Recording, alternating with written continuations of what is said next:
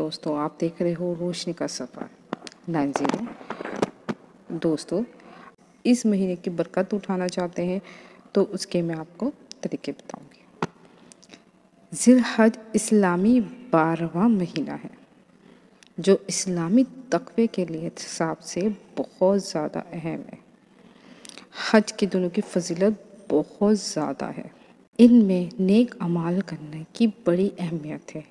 یہاں کچھ اعمال کی میں فضیلت بیان کروں گی تاکہ آپ اس کو کر کے اس مہینے کی فضیلت حاصل کر سکتے ہو۔ سب سے پہلے قرآن پڑھنا۔ حج کے مہینے میں قرآن مجید پڑھنے کی بڑی ہی فضیلت ہے۔ قرآن کا پڑھنا اور سمجھنا ان دنوں میں بہت ہی مستجاب ہے، اس لیے ہمیں قرآن مجید کو ضرور پڑھنا چاہیے۔ نماز ہم پہ اللہ تعالیٰ نے 5 فرض کی گئی ہے۔ نماز کی پابندی کرنے کی فضیلت اس مہینے میں زیادہ ہو جاتی ہے۔ روزہ، تہجد اور نوافل نمازیں ان کا بہت زیادہ اجر اور ثواب ملتا ہے۔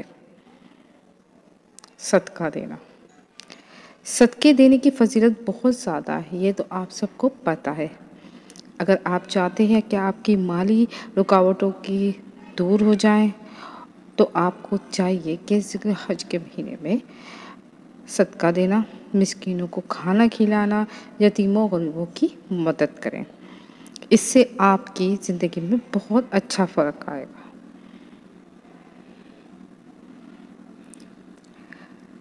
حج یہ مہینہ آپ جانتے ہیں کہ ایک مرتبہ ہی آتا ہے سال میں۔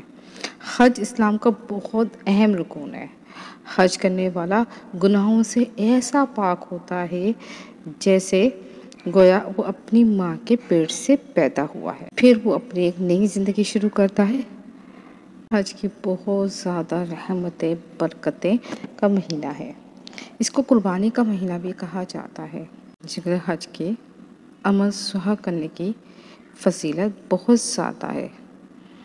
اللہ سے بخشش طلب کریں، اللہ سے مغفرت مانگیں اور نوافل پڑھیں۔ اس مہینے میں نیک اعمال کرنے سے انسان کی روحانیت بڑھتی ہے، اس کا ایمان مضبوط ہوتا ہے، جو ایمان میں کمزوریاں ہوتی ہیں وہ دور ہوتی ہیں۔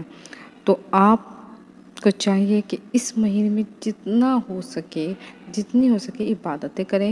ہم لوگوں کو چاہیے کہ اللہ تعالیٰ اس برکت مہینے کے صدقے ہمارے تمام گناہ معاف کر دے، ہمیں دوزخ کے عذاب سے نجات عطا کرے۔ اللہ بہت رحیم غفور درگزر کرنے والا ہے۔ میں دعا کرتی ہوں اللہ تعالیٰ ہمیں بھی حج کی سعادت دے اور آپ کو بھی حج کرنے کی سعادت عطا فرمائے۔ آمین۔ ویڈیو اچھی لگی تو پلیز لائک کر دیجیے گا۔ شکریہ۔